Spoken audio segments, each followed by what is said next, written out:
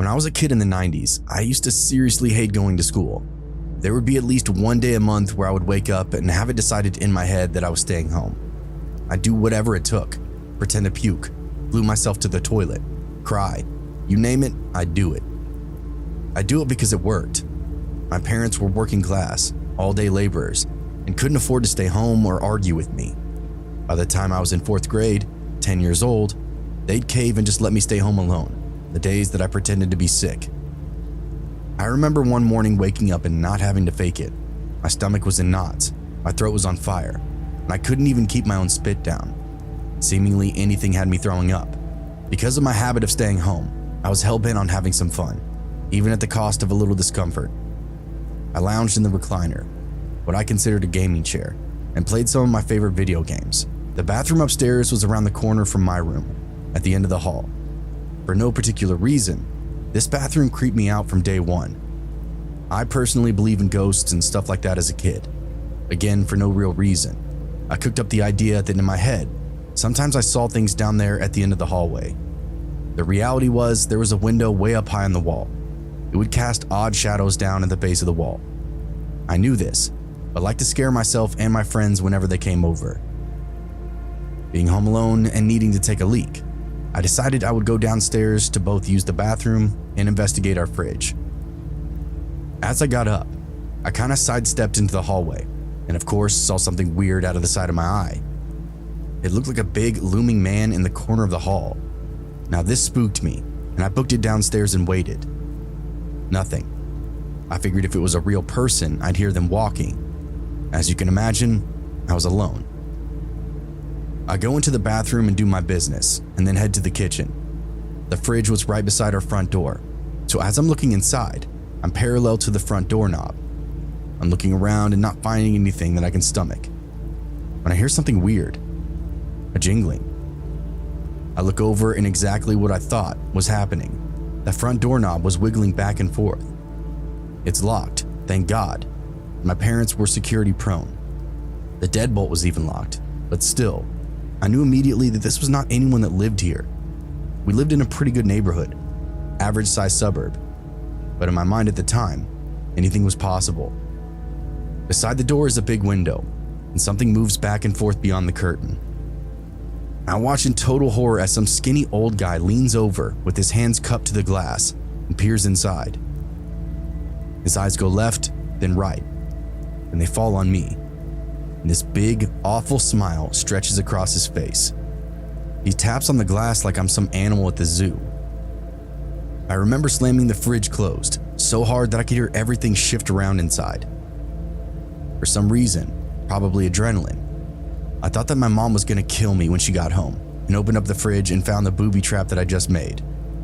I remember being more worried about that than the guy looking in the window. Again, I was like 10 or 11 when this happened, so I fancied myself a strapping young man in my head. I was also used to staying home alone and had dealt with a lot of different people coming to our door.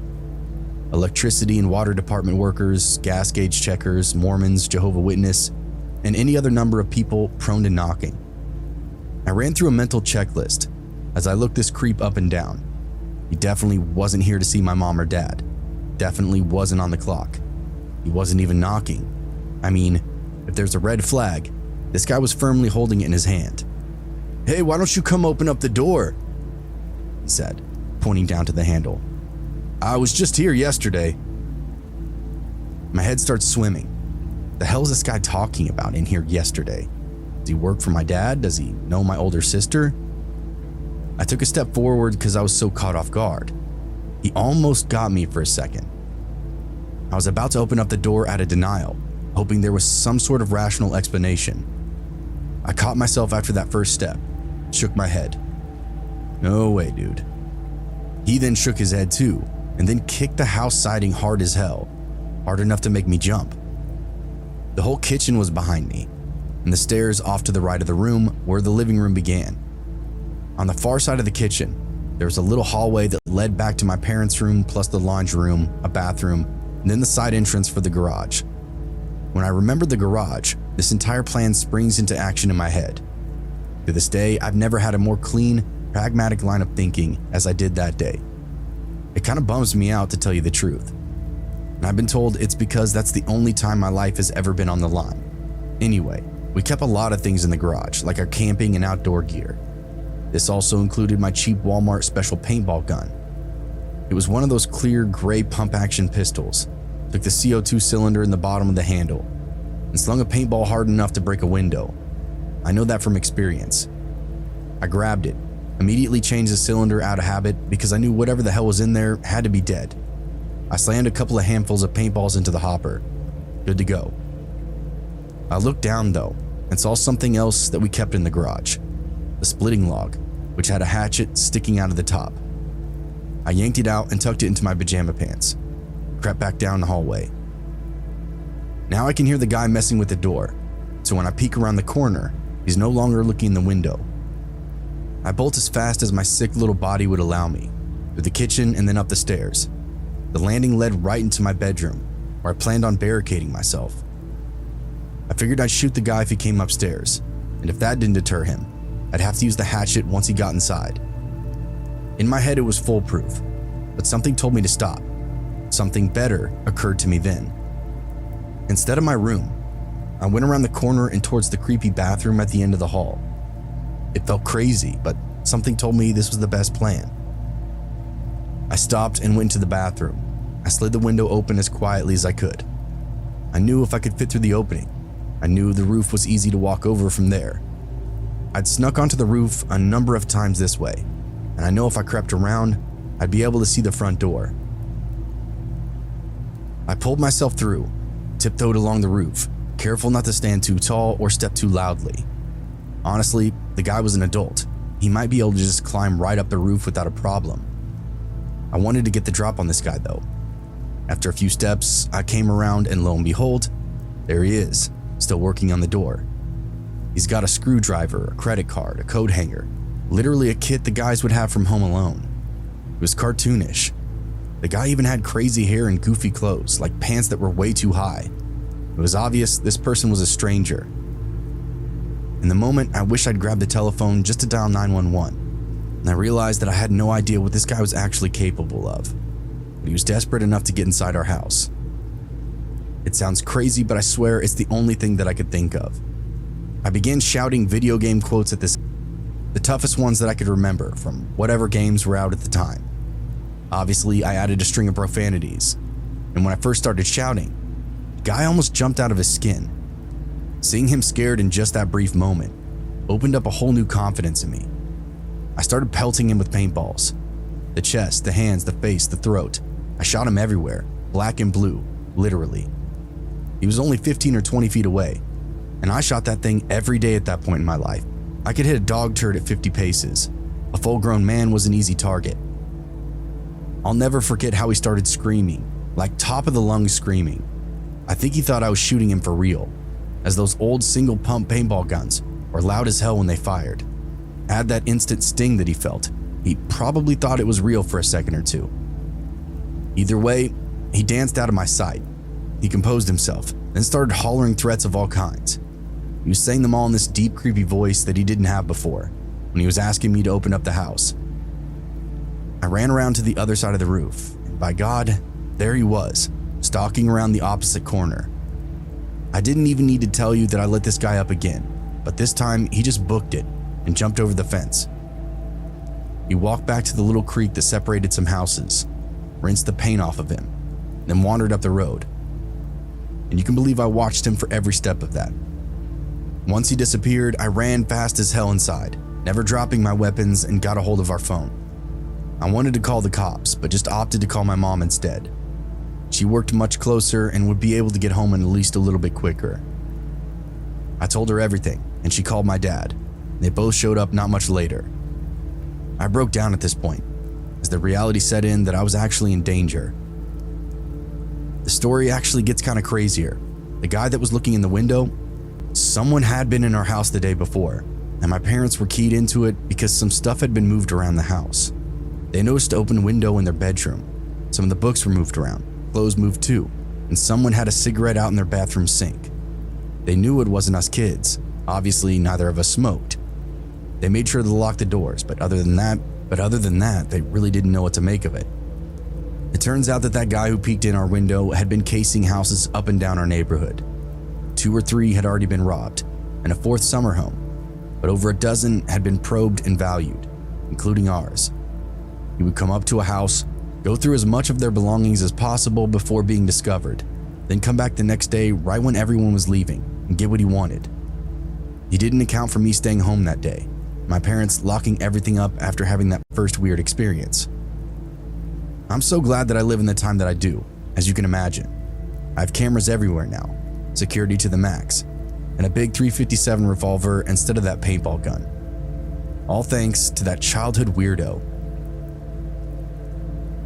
I was around 16 years old at the time. It happened in the suburbs of New Jersey. It was about 8 p.m. and completely dark outside. I was alone in the apartment where my aunt and I lived on the 4th floor of a very old apartment building in a very tiny complex. When you looked out the living room window, they looked down on the parking lot. The walls were paper thin, and the windows seemed to be single pane because you could hear everything going on out there. You could especially hear when a car arrived. It was second nature to look out the window at the sound of a car because, well, we're so nosy, I guess. That night, I heard the sound of a very loud pickup truck. My uncles lived just down the road, and both drove pickup trucks and visited regularly. So I got up to check the window to see if it was one of them. This time it was not. It was a beat-up old Chevy truck with rust all over the place. Inside were 2 teenagers. The second I came to the window, the driver pointed straight at me, as though he absolutely knew who he was looking for and where I was. Now that freaked me the hell out, and I took a step back.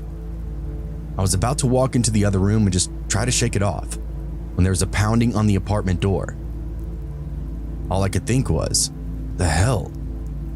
I walked over to the door as quietly as I could, trying to step on the rug and not the wood floor. I leaned to the door without touching it. I held my breath as I looked through the peephole.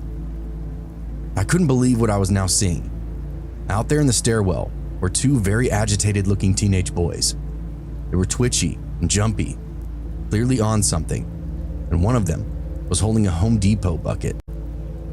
And here's where my brain must have snapped into some sort of dissociative panic mode that would come back to haunt me later. In the bucket, there was duct tape, a rope, a hammer, some wood, and a long, serrated looking knife, like the kind you use to cut spray foam to make it smooth. I pulled back from the door immediately. My brain was going 1,000 miles an hour. For just the briefest of moments, I thought, there's no way this is real. There's no way they're just carrying a bucket of these murder tools right out in the open for me to see. It's so stupid. This has to be some sort of joke. Yeah, it has to be. I went to the peephole again to try to get a good look at them, and I didn't recognize either one. Let me tell you how significant this was for me. I was pretty well liked at my high school. I moved between social groups very easily. I got along with everybody. I got to know pretty much everybody, and everybody got to know me. Part of this, I believe, is because I came into high school with my self-confidence guns blazing. I had spent horrific years in middle school being bullied relentlessly for being a lesbian.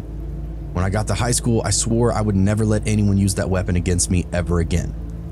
So on the first day of 9th grade, when it was time to get up and introduce ourselves in the class, I said, "Hi, my name is insert name. I like girls." People were really impressed. They actually loved it. They loved how open I was, and they loved that they could ask me questions about anything. Looking back, part of me wonders if all my confidence blinded me to the fact that perhaps I made myself a target. When I realized I didn't know either of these guys, and that they were not friends playing some kind of weird prank, my heart sank even further. Now you would think the most common sense thing to do at this point would be to call the police, and you're right, it would be. But of course that's not what I did. You see, I knew that if I called the police and my aunt found out about this, I would never have a moment to myself ever again. My aunt was already hyper paranoid about child abductions. Pretty much anything she could ever watch on a Lifetime movie turned into concrete fear for her every day. I can't tell you what it took to convince her that I, a 16-year-old, would be okay in an apartment by myself for a few hours in the evening. So of course, my selfish, stupid teenage brain put that in priority over, staying alive. Through the peephole, I could see that one of them had stopped bouncing and twitching long enough to slowly lean his head towards the door, trying to listen for movement inside. I knew this was my chance. The second his ear touched the door, I pulled my hand back and slammed the door right where his ear was and let out the deepest, most guttural shriek that I've ever made in my entire life. He fell backward. His friend tripped over him. They grabbed each other and started fumbling down the stairs.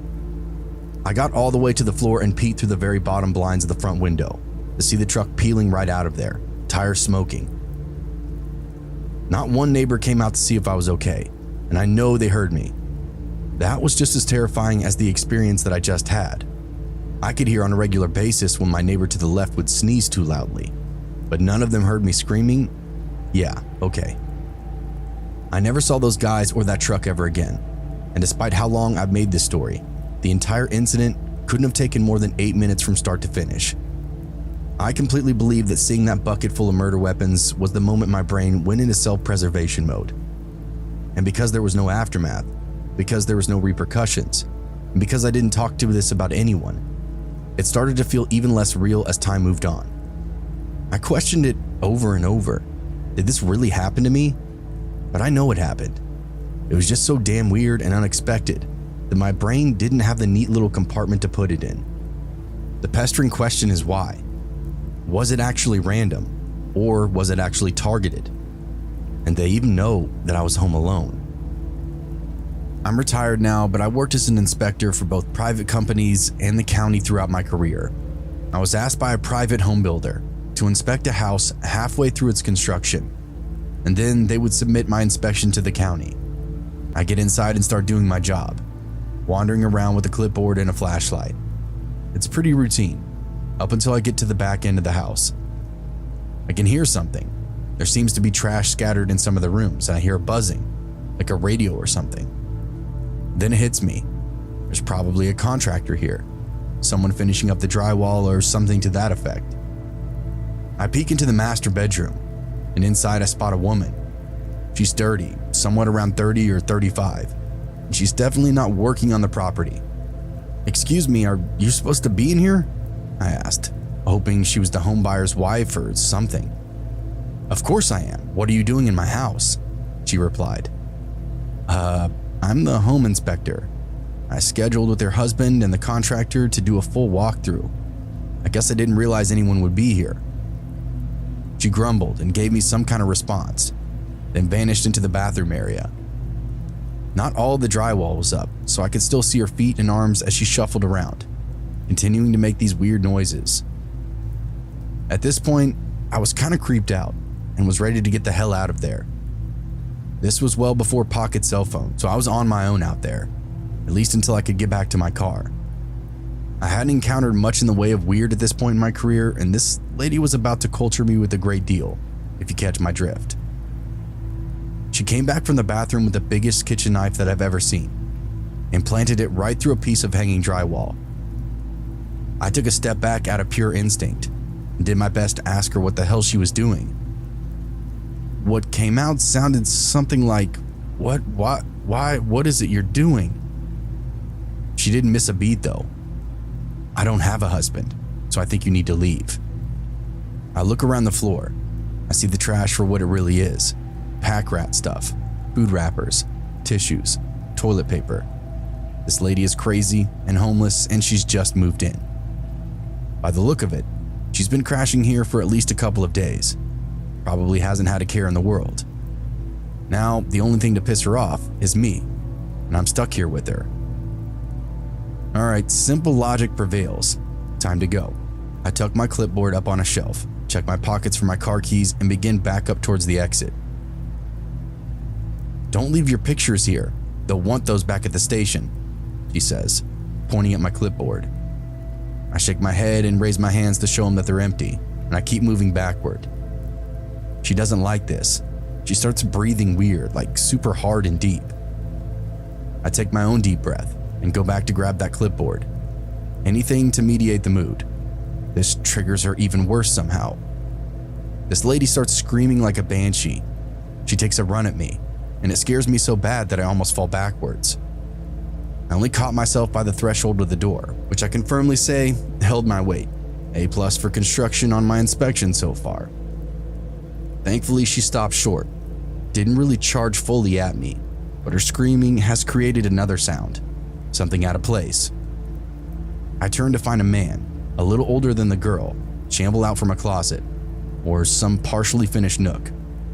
He's shirtless, tattooed, and gaunt. Definitely a junkie. "You woke me up," he said. "You shouldn't be here. Why'd you wake me up?" I tried to answer, but what the hell was I gonna say to this guy? I could tell by his look, logic, it wasn't gonna speak to him. Then the woman came back down the hall from where they were standing and had me kinda cornered. "He says my husband sent him," she said. "Threw me right under the bus." Then the guy starts to lose it, flexing, bugging out, hyperventilating, that sort of thing. He starts pressing me about how her husband found them, where he was, and if he was close. Total druggy paranoia. I assured them that I didn't know the guy. I had no business with them. I was just there to simply look over the house. I made a mistake and got the wrong address, and I would be on my way out without any more issues. They'd never see me again. Apparently, at least from what I gleaned, they were on the run from this lady's husband. He was a drug dealer, and they owed him a boatload of cash. They were on their way out of the city on foot, and they spotted the partial build on its own. It became their little cracked-in haven for at least 48 hours. It didn't matter though. They wouldn't let it go. They were beyond convinced that I was a resp for her husband. I'd found them, and now someone needed to make a move. It was by far the scariest standoff that I could imagine, as I wasn't prepared to take on not one, but two agitated crackheads. As they closed in, it occurred to me that the only ace up my sleeve was the crap that they were telling themselves. I had to go with a lie, and the second that I did, they completely changed gears. "Your husband isn't gonna like any of this. You know he's outside, right?" Both of their jaws immediately hit the floor, and then they sprinted over to the window to do what junkies do: peep through the blinds, work that window like a true crazy person, see what's out there. I proceeded to back through the house until I made some distance, then ran as quick as I could to get back to my car. I was horrified when I looked up to find them chasing me across the front yard. They were much paler and thinner than I first pegged them for inside the house. Out in the sun, they were even creepier. Because of their look, I dropped my keys in the dirt before I could even unlock my car. All I could do was snatch them up and start running again, aiming for the next cluster of new builds. I saw a couple of trucks parked near them earlier, so I was praying to myself a construction crew would be nearby, anyone normal to help me even out the teams. Fortunately for me, I didn't have to run very far, and I stayed well ahead of the junkie house dwellers, but they still didn't give up the chase. I spilled into the nearest house, and right there, a crew of 5 guys met me with hammers and saws, asking me what the hell I was up to. It was exactly what I wanted to see. I explained that I was a home inspector, was working next door. Some druggies inside caught me off guard and chased me over here. They gave me the green light, and they went outside to confront the duo on the lawn. It went exactly how you would expect it to. The crack twins started telling some crazy-ass story, and the construction guys snapped them both up and put them on the ground, called the nearest police station. They sat on top of them until the cops arrived, at which point I had to clarify my story a little bit more. The whole thing was absolutely wild, and they got hauled off with their belongings. I said a big thanks to the work team that saved me, even dropped a few gift cards off for them later on that week. There was minimal damage to the house, except for the bathroom that they were hiding out in. It had the craziest graffiti that you could imagine. I swear it looked like it was painted in blood, carved out with a knife, and straight burned into the wood and drywall. It was something out of a movie. All insane devil worship stuff, I think. I've always felt like I got away pretty lucky that day, as they both seemed pretty strung out as I did my walkthrough. Had I caught them when they were more coherent, who knows what could have happened.